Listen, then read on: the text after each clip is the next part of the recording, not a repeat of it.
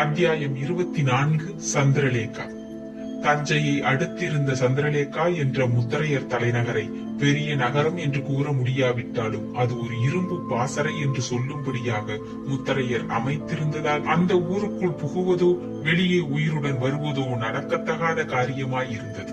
அந்த ஊரை சுற்றிலும் பெரிய கோட்டை கொத்தளங்கள் இல்லாவிட்டாலும் களபிர வீரர்கள் ஆயுதபாணிகளாக இரவும் பகலும் உலாவி வந்ததாலும் அந்த நகருக்குள் வரும் யார் மீதாவது சந்தேகம் ஏற்பட்டால் விசாரணையின்றி அவரை கொன்றுவிட வீரர்களுக்கே அதிகாரம் இருந்ததாலும் நகரை பாதுகாத்த காவலரும் நல்ல உயரம் வருமனாக ராட்சசர்கள் போலிருந்ததாலும் அந்த நகரின் பக்கம் மற்ற ஊர் மக்கள் எட்டி பார்க்கும் வழக்கமில்லாதிருந்தது. அதற்காக அந்த நகரத்துக்குள் யாருமே வரக்கூடாது என்ற கட்டாயம் எதையும் வைக்கவில்லை முத்திரையர்கள். சூரியோதயத்திலிருந்து சூரிய அஸ்தமனம் வரை யார் வேண்டுமானாலும் அந்த ஊரின் வெளிவாயிலாக அமைந்திருந்த இரு பெரிய ஸ்தூபிகளின் பக்கத்தில் இருந்த படை வீட்டில் வசித்து வந்த காவலர் தலைவன் உத்தரவு பெற்று உள்ளே வரலாம் என்ற விதி ஏற்படுத்தி இருந்தார்கள். சந்திரலேகா நகரத்தில் பொதுமக்களின்றி யாரும் கிடையாதாகையால் அங்கிருந்து படைத்தளத்துக்கு வேண்டிய உணவுப் பொருட்கள் அனைத்தும் பக்கத்தில் இருந்த சஞ்சய் நகரிலிருந்தே வந்து கொண்டிருந்தன. ஆகையால் விடியற்காலையில் சந்திரலேகாவில் புகும் தயிர்காரிகளும் அங்கிருந்த பலசரக்கு கிடங்குகளை திறக்க வரும் வணிகர்களும் அங்கிருந்த ஒரே கோயிலுக்கு பூஜை செய்ய வரும் பூசாரிகளும் முத்தரையர் அரண்மனை பெண்களுக்கு மலர் கொண்டு வரும் பூசாரிகளும் வினோத கும்பலாக காட்சியளித்தனர். சூரியன் கிழக்கே உதித்ததும் உட்புக அனுமதி இருந்தாலும் சீக்கிரத்தில் வேலையை முடித்துக் கொண்டு திரும்பும் எண்ணம் வருபவர்கள் மனதில் தீவிரமாக குடிகொண்டிருந்ததால் தஞ்சையிலிருந்து வருபவர்கள் விடியற்காலையிலேயே வந்து சந்திரலேகாவின் இரு ஸ்தூபிகளுக்கு முன்பாக தங்கியிருந்து காவலர் தலைவன் வந்து அனுமதி கொடுத்ததும் ஊருக்குள்ளே விரையலாயினர். இப்படி சர்வ கெடுபுடியுடன் இருந்த சந்திரலேகாவில் நிமிடப்படி சகல அலுவல்களும் நடந்து வந்தன. சூரியோதயமான அடுத்த 10 வினாடிகளுக்குள் கோவில் மணி பெரிதாக அடிக்கும். அதைத் தொடர்ந்து அந்த நகர மத்தியில் இருந்த அரண்மனை கதவுகள் பெரும் சத்தத்துடன் திறக்கப்படும். திறக்கப்பட்ட அரை நாழிகையில் பெரும்பிடுக்கும் முத்திரையர் அரண்மனை வாயிலில் மேல்படியில் நின்று கிழக்கு நோக்குவார். சூரிய பகவானும் அவருக்கு பயந்திருக்க வேண்டும். தனது இளம் கதிர்களை அவர் மீது மிக மெதுவாக வீசுவான். அந்த வந்தனத்தை ஏற்றுக்கொண்டவர் போல் முத்திரையர் கோன் தனது தலையை சற்றே அரண்மனை வெளியில் இருந்து பெரும் சதுக்கத்தை நோக்கி சிறிது அசைப்பார். அடுத்த வினாடி பூர்ண கவசம் அணிந்த 1000 களபிர வீரர்கள் அணிவகுத்து அந்த சதுக்கத்தில் நுழைவார்கள். முதலில் புரவிப்படையின் ஒரு பிரிவு நுழையும், அடுத்து காலாட்படை நுழையும். இரண்டும் ஒன்றன் பின் ஒன்றாக அணிவகுத்து சதுக்கத்தில் சுற்றும். இப்படி 2 நாழிகை அணிவகுப்புக்கு பிறகு பட்டத்து யானையொன்று அவர் நிற்கும் படிகளில் ஏறி வந்து மாண்டியிட்டு அவர் காலை துதிக்கையால் தொட்டு வணங்கும். அப்பொழுதுதான் கவரன் மாறன் என்ற சொந்த பெயரையும் பெரும்பிடுக்கு முத்திரையர் என்ற குடிப்பெயரையும் தாங்கிய முத்திரையர் அதிபதியின் கடுமை முகத்தில் சிறிது சிரிப்பின் சாயையும் தோன்றும். அந்த புன்சிரிப்புடன் 2 படிகள் இறங்கி வந்து யானையின் தலையை தட்டுவார் முத்திரைய பூபதி. பிறகு அதன் மத்தகத்தில் உட்கார பட்டத்து வேழம் மெல்ல பின்புறமாகவே படிகளில் மிக ஜாக்கிரதையாக இறங்கி சதுக்கத்திற்கு வரும். அந்த யானையை நாற்புறமும் செலுத்தி படை அணிவகுப்பை பார்த்த பின்பு மன்னர் மீண்டும் படிகளை நோக்கி வேளத்தை நடத்துவார். அடிப்படையிலேயே யானையை படுக்கச் சொல்லி படிகளில் ஏறி சென்று விடுவார். இப்படி காலை அணிவகுப்பை மன்னர் முடித்து விட்டதை குறிக்க 2 சங்குகள் பலமாக ஊதப்பட்டு முரசுகளும் முழங்கியதும் சந்திரலேகா ஜீவனுள்ள நகரமாக மாறும். உணவுப் பொருள் கிடங்குகளில் இருந்து படை வீரர் விடுதிகளுக்கு உணவை எடுத்து போவோரும், பூவை விற்க தெருக்களில் நடக்கும் பெண்மணிகளும், ஆங்காங்கு நடமாடும் காவல் வீரர்களுமாக சேர்ந்து எழுப்பும் பலவித ஒளிகளால் சாதாரண ஊராக அந்த தலைநகர் மாறும்.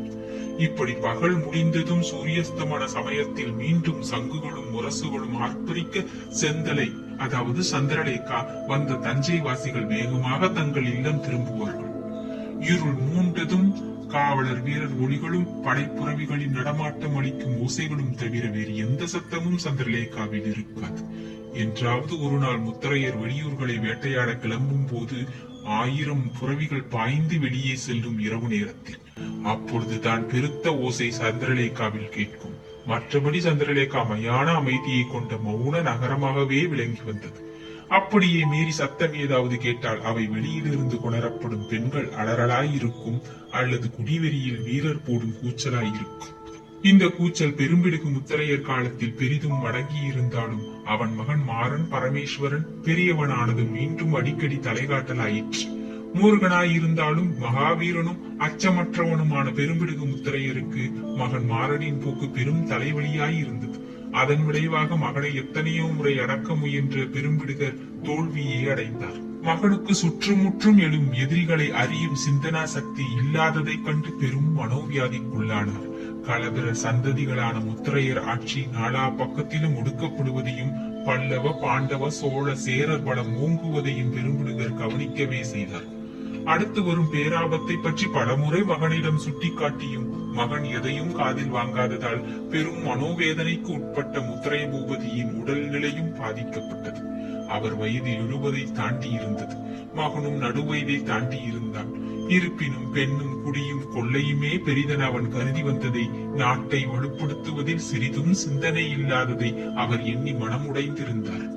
கருவூரில் மாறவேல் காலமான நாளுக்கு 2 நாளுக்கு பிறகு பெரும்பிடுகரும் நோய்வாய்ப்பட்டு பஞ்சனையில் படுத்திருந்தார். பஞ்சனையும் சோழ நாட்டில் இருந்து கொள்ளையடித்து வந்த உயர்ந்த பஞ்சனை என்றாலும் சிந்தையில் இருந்த வியாக்குலத்தால் அவருக்கு அந்த பஞ்சனை கூட சுகத்தை அளிக்கவில்லை. இரவு முற்றி நீண்ட நேரமாகியும் மகன் வராது போகவே சினத்துடன் சிறிது உரிமைய முத்திரைய பூபதியை அணுகிய பணிப்பெண், அருந்த மருந்து தேவையா என்று வினவினாள். பெரும்பிடுகு முத்திரைய ராட்சச கண்கள் பணிப்பெண்ணை நோக்கி உருண்டன. ஒரு முறை மது கொண்டு வா என்று உதடுகள் சொற்களை உதிர்த்தன. மருத்துவர் கூடாதென்று சொல்லி இருக்கிறார் என்றாள் பணிப்பெண். முத்திரையர் நகைத்தார் மெல்ல. நாளைக்கு அவரை கொன்று விடுகிறேன் என்றான். பணிப்பெண் அவர் அசுர சிரிப்பையில் அலட்சியம் செய்தாள். உங்கள் நல்லதுக்குத்தான் சொல்லி இருக்கிறார் என்றாள் கண்டிப்பாக. பெரும்பிடுகு முத்திரையர் பெரிதாக நகைத்தான். அத்தனை நோயிலும் இதுவரை என்னை யாரும் அடக்கியதில்லை, நீதான் அடக்குகிறாய் என்று கூறிவிட்டு மெல்ல எழுந்திருந்து பஞ்சனையை விட்டு இறங்கினார். அதற்கு மேல் அவனை தடுப்பதில் பயனில்லை என்று நினைத்த பணிப்பெண் விடு விடு என்று அடுத்த அறைக்கு சென்று மதுவை கொண்டு வந்தாள். அவள் கொடுத்த தங்க பாத்திரத்தில் இருந்த மதுவை கடகடவென குடித்த முத்திரையன் பஞ்சனை மீது உட்கார்ந்து அவளை நோக்கினான் சிவந்த பெரும் விழிகளால். மாறன் எங்கே என்று வினவினார். தெரியாது. தெரியாதா? தெரியாது. 3 நாட்களாக ஊரில் இல்லை. அதற்கு மேல் கேள்வி ஏதும் கேட்கவில்லை. பெரும்பிடுகு முத்திரையர். பணிப்பெண் போகலாம் என்பதற்கு அறிகுறியாக கையை அசைத்துவிட்டு பஞ்சனையில் தொப்பென்று விழுந்தார். போதை தனது ஆட்சியை செலுத்த தொடங்கியது நள்ளிரவில். அதன் விளைவாக பெரும்பிடுகு முத்திரையன் பஞ்சனையிலிருந்து இறங்கி மெல்ல நடந்தான் அறையின் சாளரத்தை நோக்கி. அங்கிருந்து வெளியே எட்டி பார்த்தார். எங்கும் கோரமான அமைதி குடிகொண்டிருந்தது. பிறகு அறைக்கதவை திறந்து கொண்டு அடுத்த தாழ்வரையில் நுழைந்து நெடுக நடந்தார். தாழ்வரையின் இரு பக்கங்களிலும் இரும்பு வளையங்களில் சொருகப்பட்டிருந்த பந்தங்கள் அவர் முகத்தின் பளபளப்பையும் பெரிய மீசையின் பயங்கரத்தையும் ஏன் நோயின் உக்கிரத்தையும் கூட அநேக மடங்கு அதிகப்படுத்தி காட்டின. ஆனால் வயதானாலும் குடியாலும் வளவிழந்த கால்கள் சிறிது தள்ளாடவே செய்தன. அந்த தள்ளாட்டத்தையும் சகித்துக் கொண்ட பெரும்பிடுகு முத்திரையர் தாழ்வரை கோடியிலிருந்து தனது மகனின் அறையை நோக்கி சென்றான். அறைக்கதவு திறந்திருந்ததை கண்டு சிறிது மகிழ்ச்சியும் அடைந்தார். மகன் திரும்பிவிட்டான் என்ற காரணத்தால். அந்த மகிழ்ச்சியுடன் வாயிற்படியை தாண்டி உள்ளே நுழைந்தவர் உள்ளே விரிந்த காட்சியை கண்டு பிரமித்தார். அங்கு அவர் மகன் நின்றிருந்தான். வழக்கத்துக்கு மாறாக சற்று எட்ட சுவரில் தீட்டப்பட்டிருந்த ஒரு அழகியின் உருவத்தில் அவன் கண்கள் நிலைத்திருந்தன. தந்தை வந்த காலடி ஒலி கேட்டும் அவன் திரும்பவில்லை. பெரும்பிடுகு முத்திரையர் அறை வாயிற்படியில் சாய்ந்து கொண்டு மாறா என்று அழைத்தார். அழகு ஓவியத்தில் லைத்திருந்தவன் முகம் சற்று திரும்பியது. திரும்பிய முகம் அவர் மகன் முகம் அல்ல. அத்தியாயம் 24 நிறைவுற்றது. நன்றி, வணக்கம்.